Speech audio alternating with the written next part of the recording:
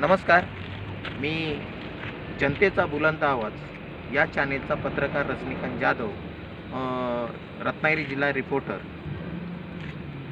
जिल्हा रिपोर्टर या ठिकाणी जंगलतोड, खेडमध्ये जंगलतोड मोठ्या प्रमाणात होते.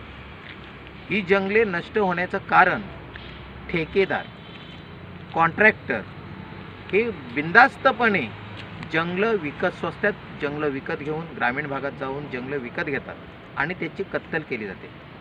सरकारच्या नियमानुसार किंवा वन खात्याच्या नियमानुसार जंगल वाढ झाली पाहिजे, झाडे लावा, झाडे जगवा असा संदेश जनतेला दिला जातो, परंतु तो फुसकामी आहे. त्या संदेशाकडे दुर्लक्ष केले जातं. उदाहरणार्थ, अधिकाऱ्यांकडून महत्त्वाचा दुवा म्हणजे अधिकारी, फॉरेस्ट खातं आणि जे पुढारी आहेत ते, आणि ते जंगल घेऊन त्याची कत्तल करून जलाव म्हणून बाहेर विकले जातात, मुंबईसारख्या सिटीमध्ये पाठवले जातात आणि पैसा अमाप कमावला जातो. अशी जंगले का तोडली जातात असा प्रश्न जनतेच्या समोर उभा राहिलेला आहे. याचा दुष्परिणाम की श्वसनाला ऑक्सिजन जो आवश्यक आहे तो मिळणार नाही.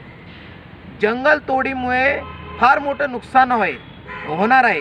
जागेचं, जमिनीचं जे निस्सरण असतं ते होत राहतं आणि धूप झाली जाते आणि त्यामुळेच या जंगल तोडी होऊ नये, जंगलांचं संरक्षण व्हावं असं जनतेचा आवाज या चॅनेलतर्फे आवाहन करत आहोत. आणि त्यातीलच एक या ठिकाणी व्यक्ती आलेली आहे, त्यांनाच आपण प्रश्न विचारूया, जंगल तोड का केली जाते? नमस्कार.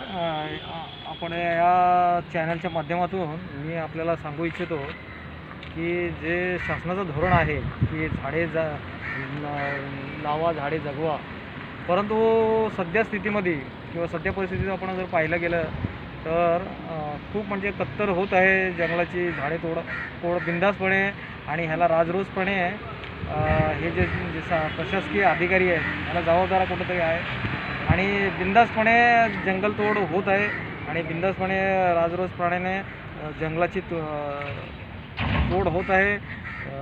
हो ना. आणि त्या संदर्भात जे शासनाचं धोरण आहे त्याप्रमाणे त्याच्यावरती कुठंतरी प्रतिबंध कारवाई केली पाहिजे आणि ह्याचं फक्त एक लक्ष वेधण्याचं काम आहे आणि शासनाने जरूर ह्याच्यावरती. धन्यवाद सर, धन्यवाद. मी आत्ताच यांची मुलाखत घेतलेली आहे. त्या मुलाखतीमध्ये मी स्पष्ट सांगितलं आहे जंगलांची कत्तल होऊ नये. जनतेचा बुलंद आवाज या चॅनेलतर्फे देखील आवाहन करण्यात येत आहे की जंगलं फार मोठी तोडली जातात. जंगल तोड झाल्यामुळे माणसावरती, मनुष्य प्राण्यांवरती किंवा इतर प्राण्यांवरती फार मोठा परिणाम होणार आहे. याची दक्षता घेऊन आणि रोगराईला प्रसार यामधून होणार आहे, रोगराई पसरणार आहे. तरी या सिमेंटची जंगलं उभी राहण्यापेक्षा जिवंत झाडं उभी राहिली पाहिजेत असं मत जनतेचं आहे. तरी त्वरित याच्यावरती उपाययोजना व्हावी. जे ठेकेदार आहेत, जे कॉन्ट्रॅक्टर आहेत त्यांना पायबंद करावा, याला आळा बसावा. हे काम फॉरेस्ट डिपार्टमेंटचं आहे, परंतु फॉरेस्ट डिपार्टमेंट त्याकडे दुर्लक्ष करीत आहेत. कशाकरिता हे आम्हाला कळत नाही. तरी फॉरेस्ट डिपार्टमेंटने ही बातमी बघता क्षणी त्यांच्यावर कारवाई करावी. तुम्ही जर 126 गावांमध्ये फिरलात, खेडमधील 126 गावामध्ये कत्तल चालू आहे झाडांची. 126 गावामध्ये फॉरेस्ट खातं करतं काय? त्या ठिकाणी अधिकारी किंवा इथे शिपाई त्यांचे आहेत फॉरेस्ट डिपार्टमेंटचे, ते का नाही जात आणि त्यांना काय पायबंद करत नाही असा प्रश्न जनतेने विचारण्या अगोदर त्यांनी उपाययोजना करावी त्या डिपार्टमेंटने. एवढीच या जनतेचा बुलंद आवाज या चॅनेलतर्फे आम्ही आवाहन करून या ठिकाणी थांबतो. जर असं झालं नाही, जंगलतोड थांबली नाही, तर जनताच तुम्हाला याबद्दल प्रश्न विचारेल आणि धडा शिकवेल. धन्यवाद.